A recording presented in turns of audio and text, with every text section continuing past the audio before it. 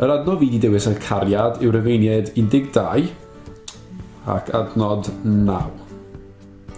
Roedd eich cariad chi fod yn gariad go iawn, dim rhyw gariad arwynebol, yn gysau y drwg a chasinau perffaith ac yn dal gafael yn beth sy'n dda.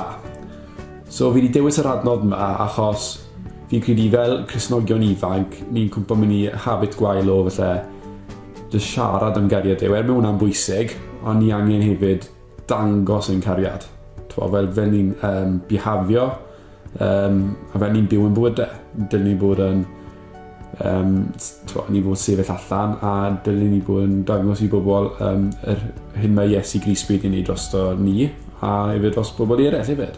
Bod wedi marw drosto ni. Ac ie, so dyna pham i fi wedi dewis yr adnod yma.